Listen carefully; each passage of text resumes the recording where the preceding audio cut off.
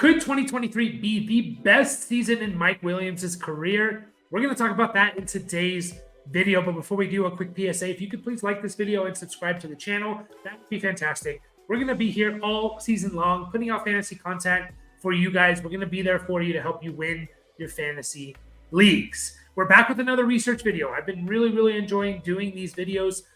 We have a few of them out on the channel already that you should check out. There's one on Nick Chubb this year. There's one on the Colts passing offense, where these videos, we really just dive into the numbers, the historical numbers, the data, and we just try to give ourselves, trying to give you and myself an upper hand in our fantasy drafts this year in order to bring home that championship.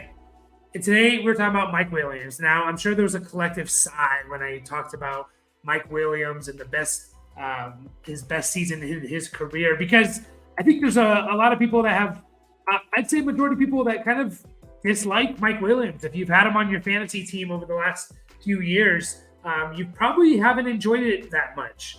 Mike Williams, he's 28 years old. He'll be 29 in October of this year, and he's entering his seventh season of his career.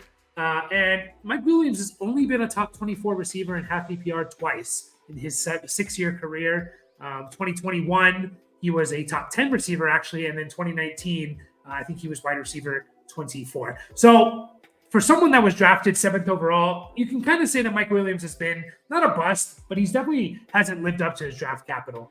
7th overall is major draft capital for a receiver. And, he just hasn't lived up to it. He hasn't lived up to it. Simple as that. But I think there's some optimism that Mike Williams could have his best year of his career in 2023. A lot of it's going to ride on health. And I know he's kind of labeled as a guy that's injury prone. And I think that's slightly overrated. I'm not completely disagreeing, but I'm just looking at the numbers. Last year he missed 4 games. That's pretty significant. 4 games is, depending on when you miss it, 4 games, if it's in the first 13, 14 weeks, that's like almost a quarter of your fantasy season. If you're missing time in the playoffs, that's even worse. But anyways, last year in 2022, he missed 4 games. 2021, he actually played, or he missed only 1 game. 2020 and 2019, he also only missed 1 game. So from 2019 to 2021, he missed 1 game. And last year, he missed 4. Now, I know there have been several games over the last few years where he's left early, and that really hurts because you're starting the guy, especially, it's nice to know if they're not going to play that week, you don't start him. You think they're going to play and they get hurt in the game. That's happened to Mike Williams a few times, I know. So, yeah, he's a little injury prone, but I don't really like that word, to be honest. There's very few guys that I consider injury prone, and Mike Williams, to me, is not one of them. So why do I have optimism about Mike Williams this year? There's a couple things. One of them is Kellen Moore coming over from the Dallas Cowboys, and just what I think he's going to do for this offense. I really think he's going to unleash and let loose Justin Herbert and his cannon of an arm that he has. Because Justin Herbert has one of the best and strongest arms in the game.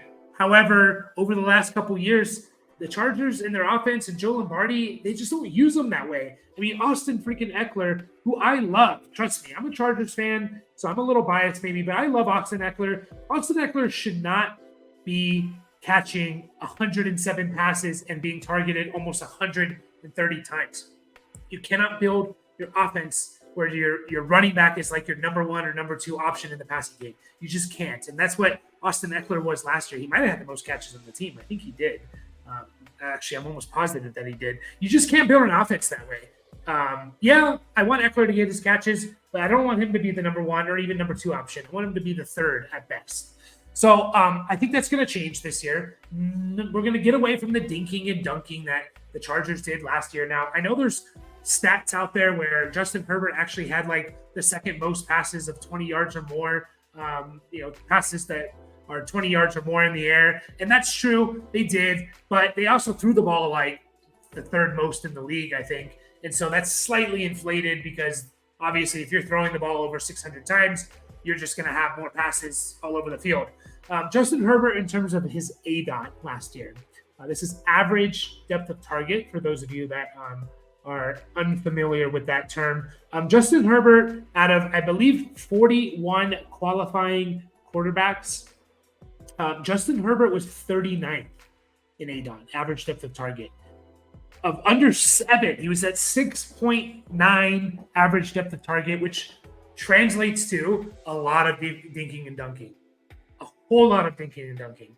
I mean, geez, guys like Jacoby Brissett, Taylor Heineke, freaking Skylar Thompson, who qualifies, Cooper Rush. All these guys are over 8.5 ADOT, almost throwing the ball a yard and a half on average depth of target than Justin Herbert. And that just should not be the case. Herbert has a beautiful deep ball. He can push the ball down the field. He's up there with anyone in the NFL, in my opinion. And I really, really hope Kellen Moore is leaning this way. And the early signs of training camp, that are news that are coming out of training camp, is the case this year, that they're going to be pushing the ball down the field more because they have Mike Williams and Keenan Allen and Quinton Johnston and Joshua Palmer and Jalen Guyton. They got a basketball team at the receiving core. So I'm going to share with you guys here a little something interesting. I went into the stats, basically looked at every game that Justin Herbert played here. Sorry, I'm just trying to pull up my screen share here to share with you guys. So I looked at every game in Justin Herbert's career, in his 3-year career, where he had an average depth of target of at least 8.5. Okay, at least 8.5.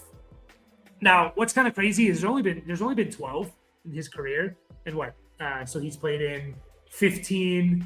I don't think he missed any games. So he's played in almost 50 games in his career, and only 12 of those games he's had an average depth of target of 8.5. Now, I chose 8.5 because if you average 8.5 of ADOT passing for a season, you're probably going to be definitely in the top half, probably in the top third highest out of qualifying quarterbacks, right? So those are the quarterbacks that are pushing the ball down the field a little bit more, 8.5 or above. So that's what I went with. Only 12 times in Justin Herbert's 3-year career has he thrown, had an average depth target of 8.5 or more. And you can see only 2 last year, which just shows you the type of offense they had. So I went back and looked.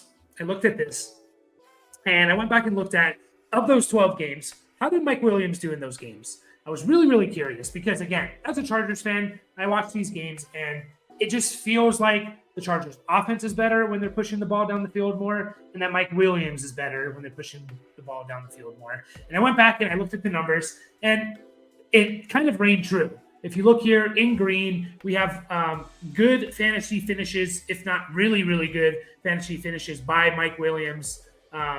7 of the 12 games, he was in the top 18, right? Top 20. A couple of those, he was in the top 10. One of them, he finished in first overall, finished 4th, 9th. You can see the numbers here. 7 of the 12 games where Herbert had an ADOT of 8.5 or more, Mike Williams had a good game. And that's a really, really good ratio. I know there's some bust games in there. 5 of those games are busts. 3 catches for 49 yards is not what you want. I don't consider that a complete bust. You're still putting up it's only in PPR, you're putting up close to 8 points. That's not a complete bust. It's not what you want. But anyways, that's not important. What is important is, 7 of the 12 times is a good number, right? 7 of the 12 times is a good number. That's almost 60% of the games, right? And so if you think about that in a 17-game season, it's basically like 10 games that Mike Williams is hitting. Now, these 2 for 14 games, these 1 for 4, those hurt. Those definitely hurt. And I'm not going to deny that.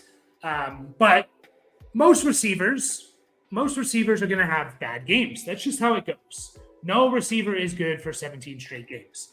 So we see Mike Williams, 12 games where I forgot to mention this, by the way, that this is games where Herbert had an 8.5 or higher, and Mike Williams played 50% or more of the snaps. I think there was 2 games where Herbert had that ADOT, but Williams only played like 20% of the snaps. I took that out just because I wanted to see the numbers of where he was actually playing. So 12 games, you can see the numbers here. That comes out to 57 catches, 888 yards, and 8 touchdowns in 12 games. And if you extrapolate that over a whole 17 game season. I actually have the number down here. I put 16 game pace, but I meant to put 17 game pace because that's what the NFL is now. That is a 17 game pace of 81 catches, over 1,250 yards, and 11 touchdowns. Those are really good numbers. And I went back and looked at, okay, who are some wide receivers that were close to these numbers? Amari Cooper had similar-ish numbers to this, 80 catches, 1,100 yards. I think he had like 9 touchdowns. Devontae Smith, he had right around 1,150, I think, yards. He had more catches, less touchdowns. But the fact of the matter is, if you put up these kind of numbers, you're probably going to be a top 12 receiver. And that's really intriguing to me because I really do think that the Chargers and Kellen Moore are going to be pushing the ball down the field. Now, are they going to have 17 games where Justin Herbert has an ADOT of over 8.5? No, that just doesn't happen. But you look at the leaders in ADOT every year, they have about 10 to 12 games where their ADOT is 8.5 or more.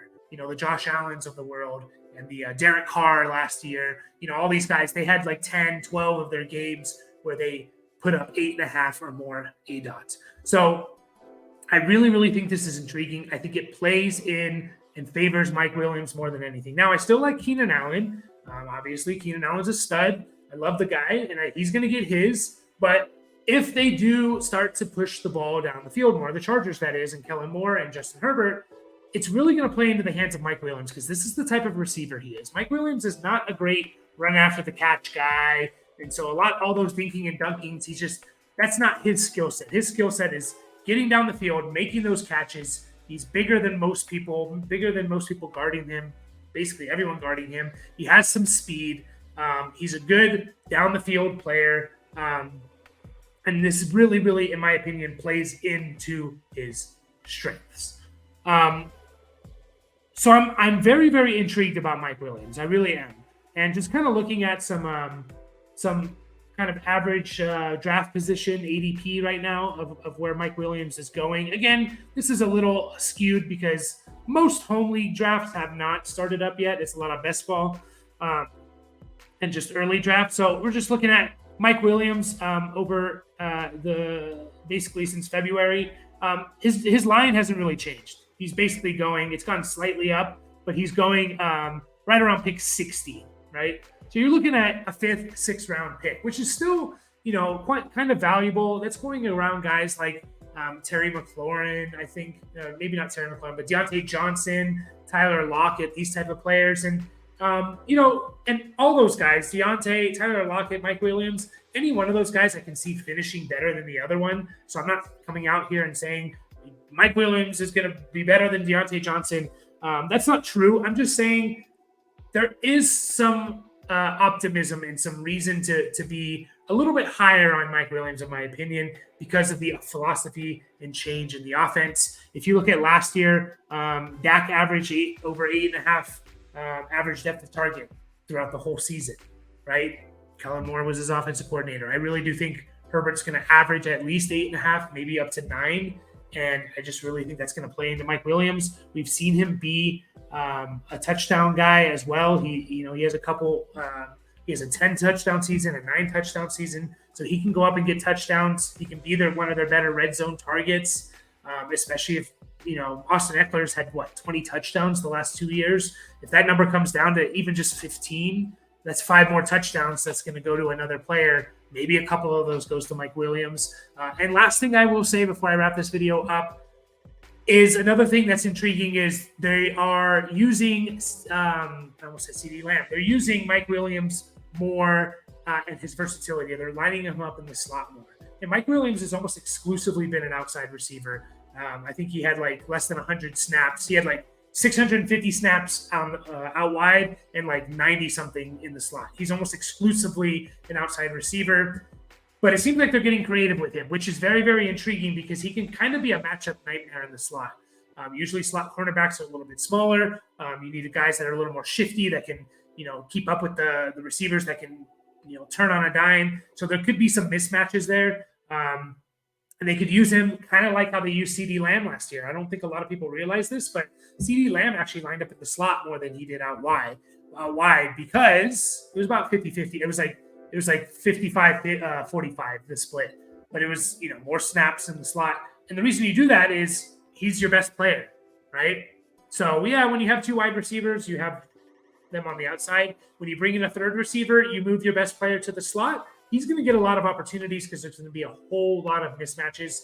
They're doing that so far in camp with Mike Williams. Mike Williams has the size to create those mismatches. So overall, I'm really, really intrigued. I think we could see a career year out of Mike Williams if he can stay healthy. If he can play 15 games, I think we're looking at a guy that can put up 1,200 yards, 1,250 yards, maybe 80, 85 catches, and we'll see about touchdowns. Touchdowns are very fluky, hard to predict. They're very volatile, but there you have it, guys. A little bit short of a video than we're used to, about 15 minutes or a little over. We're going to finish up there, and we're going to be back. We're doing team reviews. I think we already have like 7 or 8 teams out right now. We're going to continue that. We're going to be doing some mock drafts as we get into August, and we're going to be prepping for this football season. I'm excited. So again, if you could please like this video, subscribe to the channel, and we'll catch you guys all next time.